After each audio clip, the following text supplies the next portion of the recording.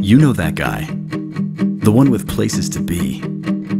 He's the one squeezing every second out of every day. The one who always is looking for that last-minute adventure. There's something magnetic about him. He treats every person like they're the last person on Earth, and treats every moment like it's his last. He's the guy with the bucket list that runs from mountains to oceans to deserts and back. He's not alive to be bored or tired. He's awake at 5 a.m. to watch the sunrise. He works hard, he plays hard, and then summits a mountain to see the sunset. But come on, no man is born with bottomless energy, just bottomless dreams.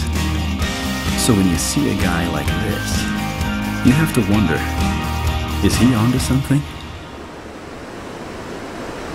You bet he is.